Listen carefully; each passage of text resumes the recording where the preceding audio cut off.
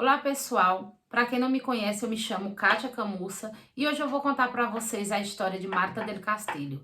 Creio que vai ser um caso mais difícil de ser contado aí para vocês, por ter sido um caso muito cheio de contraditórias, né? Muito cheio de contradições por todos os lados. Creio que foi um dos casos mais midiáticos aqui de toda a Espanha.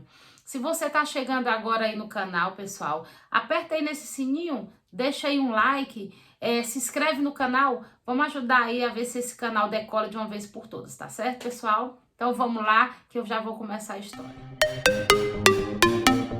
Marta del Castillo era uma adolescente de 17 anos, espanhola, que residia na cidade de Sevilha. Marta, esse dia, saiu com seu ex-namorado e atual amigo Miguel Carcanho. Na porta de casa, aí, quando Marta estava saindo esse dia, ela cruza com o seu pai e o pai pergunta onde ia Marta naquele momento.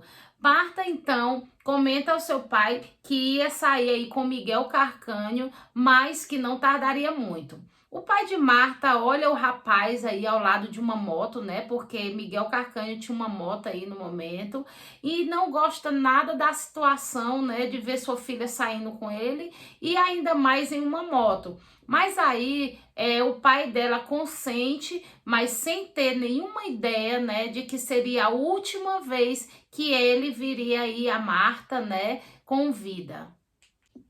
Então é assim, pessoal. Marta saiu de casa às 17h30 da tarde. Então, isso foi no dia 24 de janeiro. Então, às 11h30 da noite, 23h30, foi quando Marta não chegava em casa de nenhuma forma. E aí sua mãe ficou realmente muito preocupada, já que Marta costumava ser muito pontual e respeitar os horários, né, que eram aí determinados para que ela chegasse em casa. Eva Casanueva, a mãe de Marta, resolve então ligar para ela, né, fazer uma ligação, só que aí Marta já não atendia o telefone, chamava, dava o sinal, mas não atendia. E aí então Eva se preocupou realmente de verdade. Eva entra em contato com todos os amigos de Marta e chega a falar com o chamado Ángel. Ángel afirma ter visto Miguel Carcanho e Marta em uma ponte em Triana. Finalmente, Eva liga para um amigo de Marta chamado Samuel Benítez, íntimo amigo de Miguel Carcanho, que afirma não saber nada de Marta. Eva então pede a Samuel o número do telefone de Miguel Carcanho. Então, ela entra em contato com ele e ele afirma que sim, que estava com a Marta, mas que deixou ela na porta da casa dela às 19h30 da noite. Às 2h da manhã do dia 25 de janeiro, Marta então é declarada oficialmente desaparecida. O pai de Marta foi quem fez a denúncia. Antes de ir à delegacia, o pai de Marta passou aí de frente à casa de Miguel. Ali ele pôde observar que as janelas estavam fechadas, não havia nenhuma luz e que provavelmente naquele momento não havia ninguém na casa. Ele acompanhava Samuel Benítez, amigo também de Marta, e o que facilitou a Eva o telefone de Miguel Carcanho. A polícia então começa as investigações. O primeiro que se soube foi que Marta, ao sair de casa, o primeiro que fez foi ir à casa de uma amiga para levar uns deveres escolares. Depois ela subiu na moto de Miguel Carcanho e se dirigiram ao parque chamado Virgen de la Gracia. Ali estiveram um pouco mais de uma hora com vários amigos e entre eles estava um jovem de 15 anos chamado Francisco Javier Garcia, mais conhecido como Cuco. Depois daí, se dirigiram à ponte de Triana. Aí estava Ángel, que foi um amigo de Marta, que informou a Eva que eles estiveram ali, mas que não demoraram mais do que 10 minutos. Depois se foram provavelmente ao piso da Rua Leão 13, ali onde vivia anteriormente com seu meio-irmão e sua mãe. A mãe de Miguel havia falecido havia poucos meses e por essa razão Miguel se havia decidido sair de casa e viver com sua namorada, né, sua atual namorada de apenas 14 anos de idade. Mas, apesar de não viver mais aí com seu irmão, ele tinha acesso à casa aí a hora que ele queria. Então, o que vem a suceder na casa da Rua Leão 13 até hoje é uma verdadeira incógnita recheada de muitas contradições. Miguel, então, dá aí a sua primeira versão dos acontecimentos. Miguel afirma que deixou a Marta na porta de sua casa às 21h30 e começam aí as primeiras contradições, já que Samuel Benítez afirma que Miguel deixou a Marta na sua casa às 23h30 e não às 21h30. O telefone de Marta esteve ligado até às 21 horas. Suas amigas estiveram ligando para ela, o telefone dava sinal, mas ela não atendeu nenhuma ligação. Os amigos de Marta estiveram buscando ela por todas partes. Foram até a casa de Miguel e tocaram a sirene várias vezes. Quando por fim aparece aí o seu meio-irmão, que se chama Francisco Javier Delgado. Ele falou aí para os amigos de Marta que sim, que Marta esteve na casa, mas que ele havia visto a Marta rapidamente, já que ele entrou em casa rapidinho para buscar uns CDs e imediatamente saiu outra vez à rua. E quando regressou outra vez à casa, Marta já não estava. Os amigos de Marta acharam estranho que Miguel tampouco estivesse ali. Então Francisco Javier falou para os amigos de Marta que ele estaria na casa da namorada dele, já que ali era onde ele dormia todas as noites. Os amigos de Marta notaram um forte cheiro que procedia da casa de Miguel, um cheiro muito forte a desinfetante. Isso também deixou eles muito preocupados. Também quem foi buscar-lhe respostas foi o irmão de Eva Casanueva, tio materno de Marta.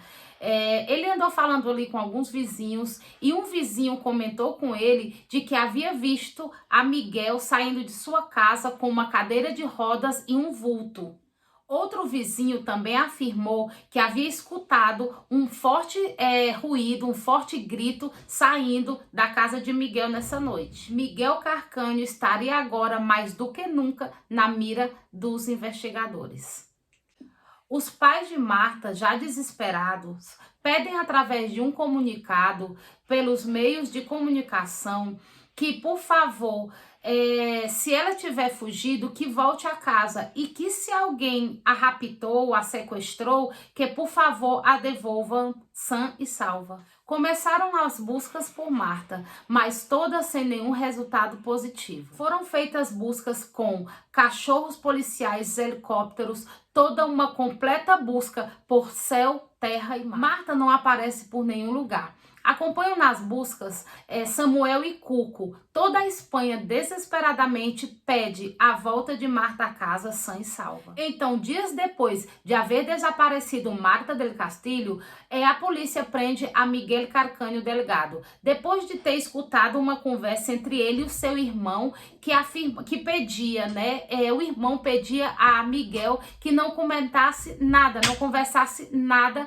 porque a polícia não estaria desconfiando de nada, Então a polícia pressiona Miguel Carcânio, que rapidamente confessa haver ter matado a Marta. Só que aí ele conta uma história para a polícia, altamente inacreditável.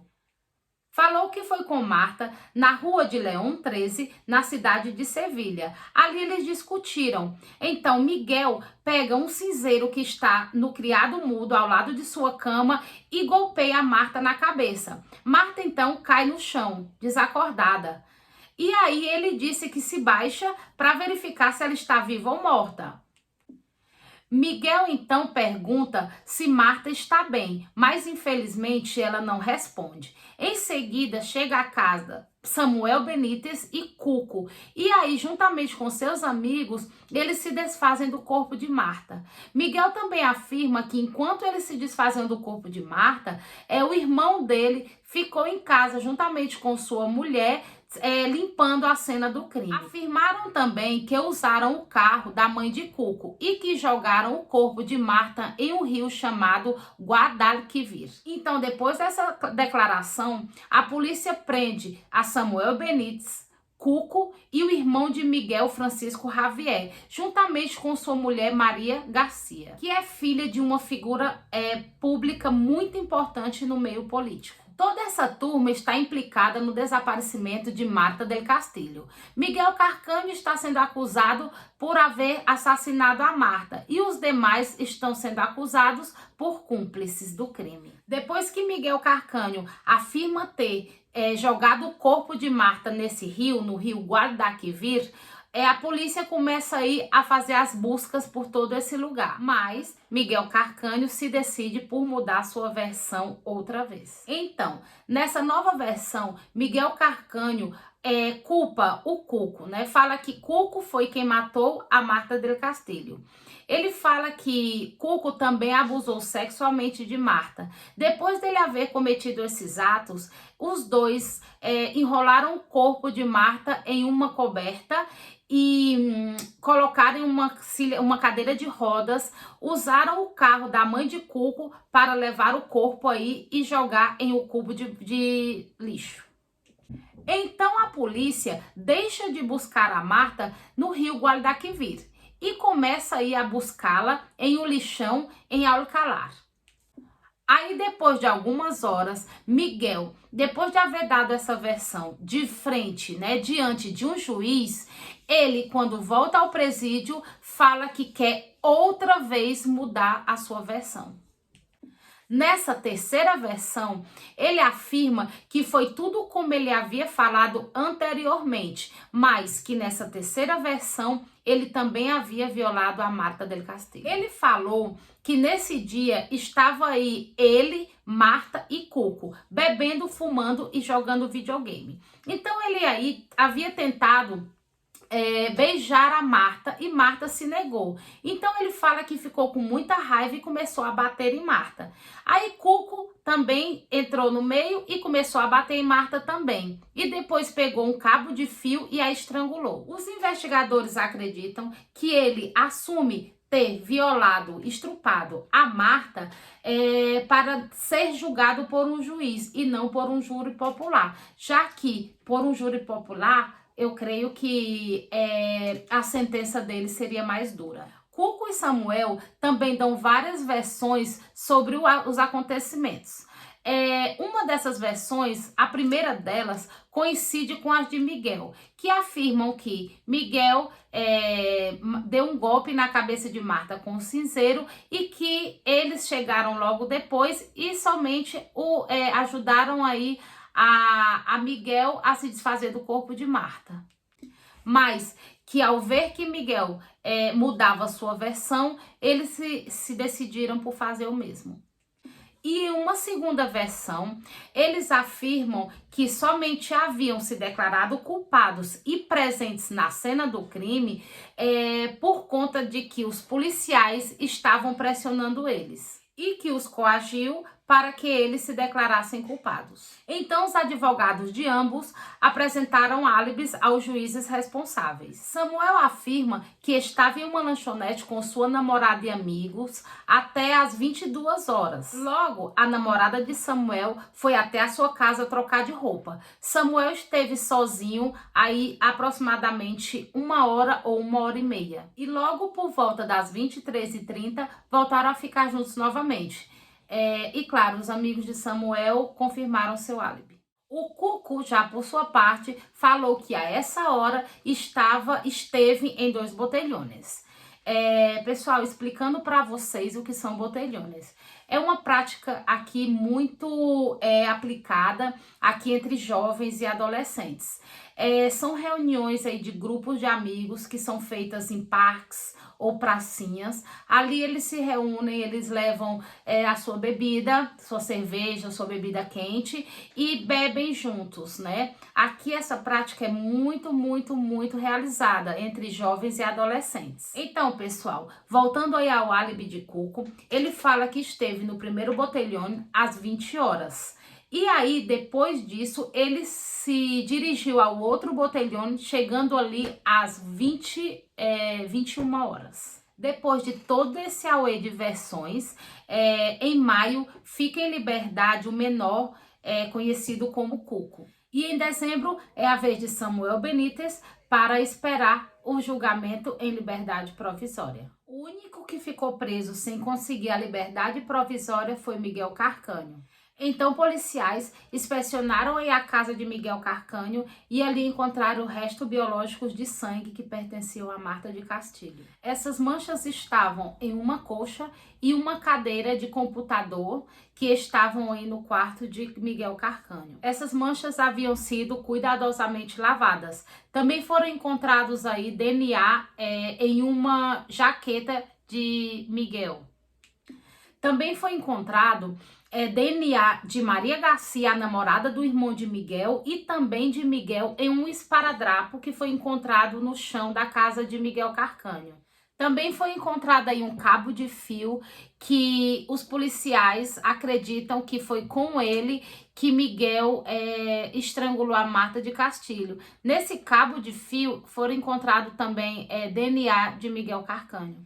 Gente, sem querer esquecer de mencionar aqui que nesse cabo de fio que foi encontrado aí na casa de Miguel Carcanho, também foi encontrado ADNs do irmão dele, Javier. Tá, gente? Francisco Javier. Então aí, Miguel outra vez volta a mudar a versão, né, dos acontecimentos, a dar uma nova versão. Nesse caso, ele fala que ele se matou a Marta del Castillo, mas que ele não sabia onde estava o corpo, porque quem havia desfeito do corpo, né, aí quem havia dado fim no corpo de Marta, havia sido Samuel e o Cuco.